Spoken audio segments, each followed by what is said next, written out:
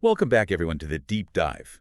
Today, we're going to tackle something that I think is super important in medical coding, and that's the world of injury coding, especially in ICD-10-CM. Yeah, you know those guidelines in Chapter 19? Exactly. We're going to really try to understand these guidelines. They're really crucial for accurate medical billing and documentation. Oh, absolutely. And for anyone looking for even more information on this, Yes. don't forget to check out the Absolute Medical Coding Institute's Medical Coding Guidelines Manual. It's linked in the description. Yeah, we'll be referencing it throughout this deep dive as well. It's a great resource. Okay, so let's dive in. One thing that really jumped out at me when I was looking at these codes was this seventh character. What's the deal with that? Yeah, it's pretty important. Okay. That seventh character in Chapter 19 codes, well, it helps us differentiate between the different stages of care. So we're talking initial encounter, subsequent encounters, and even the late effects of an injury.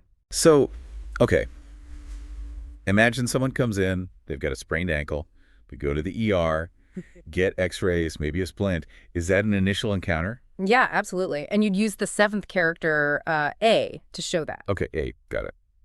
Now, let's say that same patient, they come back a couple more times for, adjustments or physical therapy. Those would be subsequent encounters, right? Makes sense. And you'd use D for those. So A for active treatment. Right. And D when they're like on the mend. Exactly. Okay, I'm following. But you mentioned a seventh character for late effects. What does that even mean? Right. So that's where the seventh character S comes in. We're talking about sequelae.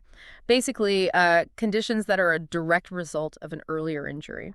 So if someone had a burn and then they got a keloid scar, that'll be a sequela. Exactly. You'd code for the scar and then use that burn injury code with an S to show that it's because of that original injury. Okay. This seventh character thing, it's more complicated than I initially thought. It's pretty important, though. I see that. I see that. So it really affects how you document a patient's condition, how you track it over time. Oh, for sure. And speaking of tracking over time, another big thing to understand in Chapter 19 is the difference between active treatment and what we call routine care. Okay, this is where it gets really interesting. Tell me more about that distinction. So active treatment, this is everything you do to directly address the injury. So think surgery. Okay. Think those first ER visits, initial evaluation by the doctor, the first stages of therapy. It's really about stabilizing the patient, and tackling that injury head on. And then as they start to recover. Right. Then we're talking about rehabilitation. And that's when those subsequent encounters with the D come in. Oh, okay. Routine follow-ups, rehab sessions. The cast changes we talked about. Yeah. Medication adjustments, all those things. So it all kind of flows together, right? From the initial encounter to the healing process. Mm-hmm. But are there any, gotchas when you're trying to differentiate between active treatment and subsequent encounters? Yeah, one thing to keep in mind is you can't use those aftercare Z codes for injuries and poisonings. Oh, really? Why not? Well, because the seventh character D already tells us it's subsequent care. So a Z's code would be redundant and, could even lead to some confusion. The D just keeps things clear. That makes a lot of sense. Streamlines everything. Now, before we move on, we talked about the seventh character for sequelae, those lasting effects of an injury. I'd love to go a little deeper on that because it seems really important to capture that long-term impact. Right? Oh, yeah, for sure. Remember, sequelae are those conditions that develop as a direct result of a previous injury. It's kind of like a shadow. It lingers even after the initial injury has healed. So it's not just about treating the immediate injury. It's about acknowledging and addressing any long-term consequences as well. Exactly. And when we code for sequelae, we actually code for that specific condition that's developed and then link it back to the original injury. Using the injury code. Right, but with the seventh character S. So in the case of that keloid scar, you'd first code for the scar and then use the burn code with the S. Exactly. You're essentially saying this scar is a direct result of that burn. It's really about painting the full picture of the patient's experience from the initial injury to the long-term effects. I'm starting to get it. Yeah. All the pieces fit together. The seventh character, the different types of encounters, the idea of sequelae. It's like a puzzle. You need all the pieces to get the full picture. Exactly. And like a puzzle, accuracy is key. Every detail matters. Absolutely. It's all about precision, understanding the nuances of these codes. Speaking of nuances, can we talk about fracture codes? I think I'm ready to dive into those now. Let's do it. Fractures, they're super common, right? Yeah. But they can get pretty complex when you're trying to code them correctly. So where do we even begin with these fracture codes? Well, we start with those same basic principles of multiple injury coding. Each fracture needs its own code, and you have to sequence those codes based on how severe the fracture is. But here's where it gets tricky. With fractures, we gotta say if they're open or closed, Okay. and if they're displaced or not. Okay, so open versus closed, I get that. Open means the bone broke through the skin. Exactly. Closed means it's broken, but it's still inside, hasn't pierced the skin. Okay. And with displacement, that means like whether the broken ends are still lined up or if they've shifted out of place. Exactly. Now, what happens if the documentation doesn't say if it's open or closed, or if it's displaced or not? Good question. What do you do then? Well, we have some default assumptions. So if it doesn't say what type of fracture it is, we code it as closed. And if it doesn't say anything about displacement, we assume it's displaced. So you're basically erring on the side of caution, unless the documentation specifically says otherwise. Right. And that's where those special seventh character values for fractures come in. Remember, we talked about It's them. like a whole other language. It kind of is. So for fractures, the seventh character tells us if it's the initial encounter for that fracture, if it's subsequent care, or if there are complications, like if it's not healing right, what we call non-union, Dog? or if it heals crooked, malunion. Right. So let me see if I've got this straight. You use one seventh character, like an A, B, or C, when they're actively treating the fracture. And then you switch to a different seventh character, like D, G, K, M, P, Q, or R, when they're done with that active treatment and they're in the healing phase. Is that right? Yeah, you got it. And those complications you mentioned, non-union and malunion, those also have their own set of seventh characters. Non-union basically means the bone hasn't healed properly, kind of like a broken twig that never fuses back together. And malunion means it's healed but crooked, which can cause problems later on. So these seventh characters for fractures really are like their own little language. They give you such specific information about the fracture and what stage of care the patient's in. Exactly. And for some fractures, it gets even more specific. For example, there's the Gustilo classification. It's used for open fractures of the forearm, the femur, and the lower leg.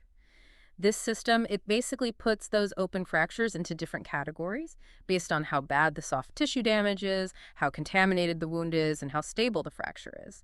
So the seventh character we use for these open fractures, it depends on the specific Gustilo type that's documented. So the more detailed the documentation, the more accurate the codes can be. Yeah. You're really painting a very specific picture of that injury. Exactly. And speaking of specific scenarios, there's one interesting exception to all the fracture coding rules: osteoporotic fractures. Osteoporotic fractures.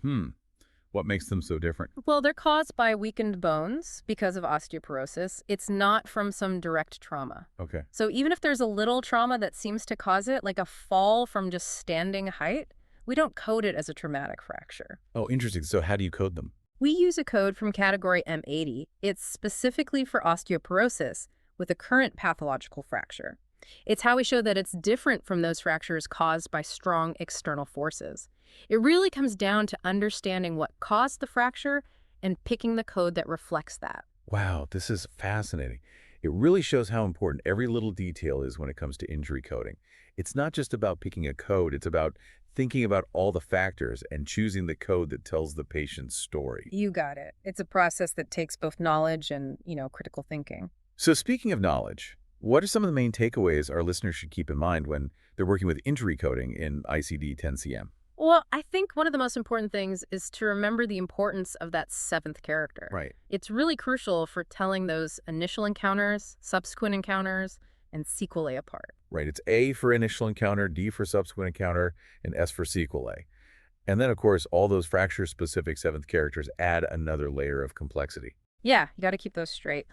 Another big one is making sure you're accurately distinguishing between active treatment and routine care. Make sure you're using those A and D seventh characters correctly. Right. And remember, no aftercare Z's codes for injuries and poisonings. Right, because the D seventh character already covers that subsequent care. It's easy to get those mixed up if you're not careful. Exactly. And when you're coding those fractures, pay close attention to the specifics. Open or closed, displaced or not. And don't forget those special cases like open fractures with the Gustilo classification and those osteoporotic fractures. Yeah, lots of nuances. Yeah.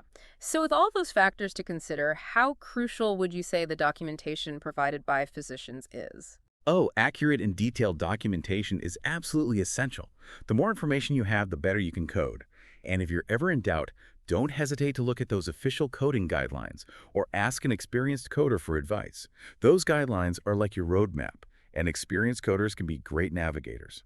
That's really great advice. It seems like having a good grasp of the guidelines and knowing when to consult the experts is key. We've covered a lot today, from that seventh character to the complexities of fracture coding. It's clear that injury coding in ICD-10-CM is a complex but critical part of healthcare. Oh, absolutely. Accurate coding ensures patients get the right care, providers get reimbursed properly, and that the healthcare data we collect is reliable and useful. It's really interesting to see how accurate injury coding goes beyond just numbers on a chart. It has real-world implications for everyone involved in healthcare. Absolutely. These codes represent real people, real stories. It's not just about the billing. It's about accurately reflecting the impact of these injuries on people's lives. Wow, that's powerful.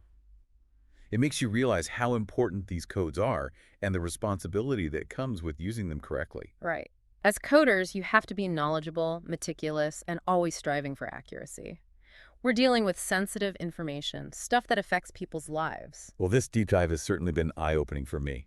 I had no idea how much depth and complexity there was to injury coding. It's a whole world unto itself. It really is. And it's always changing. New codes and guidelines pop up all the time, so it's important to stay up to date and never stop learning. Couldn't agree more. A huge thanks to all our listeners for joining us on this exploration of injury coding in ICD-10-CM.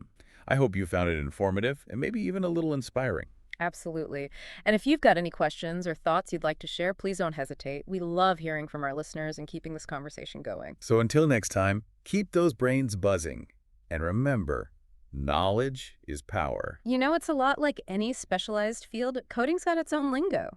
And these seventh characters, well, they're a big part of that. They help us understand the patient's journey, where they are in the healing process. Like a secret code almost. Sort of, yeah. And this whole idea of active versus routine care, that ties into the bigger picture, too. You Right. got to be able to look at the documentation and say, okay, are we dealing with active intervention here? Or are we in the follow-up stage? Exactly. And the codes reflect that. I imagine that's where coders really need to be detail-oriented. Absolutely. Because even a small mistake can have a big impact. And on that note, what about those tricky fracture codes? Oh, yeah. Fractures, those are a whole other beast. You've got to pay close attention to the documentation. Is the fracture open or closed? Right. Displaced or non-displaced? All these factors come into play. And you were saying earlier there are even special scenarios, like those open fractures that need the Gustilo classification. Right, and let's not forget those osteoporotic fractures, where the underlying cause is bone weakness rather than trauma. It's all about painting an accurate picture with those codes. So the more details you have, the better. And speaking of details, clear documentation is everything. It's like the foundation for accurate coding. Totally. Physicians play such a crucial role there. Absolutely. If the documentation is incomplete or ambiguous, it can be really tough to code accurately. What about when you run into a situation where the documentation isn't crystal clear? What do coders do then? Well, that's when those official coding guidelines become super important. They're like our Bible. Okay. And of course, sometimes you just gotta consult with a more experienced coder. Right. Two heads are better than one. Exactly. It's all about teamwork and making sure we get it right. Well, it's clear that injury coding requires a deep understanding of those guidelines and a keen eye for detail. You know, it's fascinating when you think about it. Those codes, they're not just numbers. Right. They tell a story. The story of the patient's injury, their treatment, their recovery. It's like a whole narrative captured in those codes. Absolutely. And as coders, we're responsible for making sure that story is told accurately. That's a powerful way to think about it. It's not just about getting the billing right. It's about accurately representing the impact of these injuries on people's lives. Exactly. It's about painting a complete picture. And that brings us to the importance of ongoing education in this field. Oh, absolutely.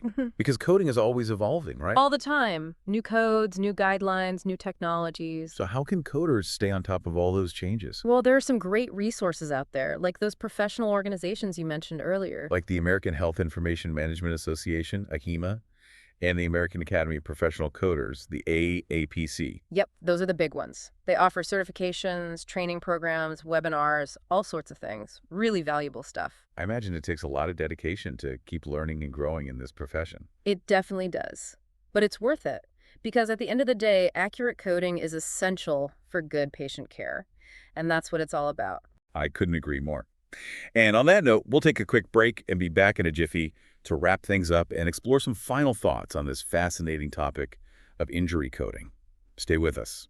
It's kind of like we're detectives in a way. Oh, I like that. We're piecing together clues, trying to get the full picture of what happened to the patient.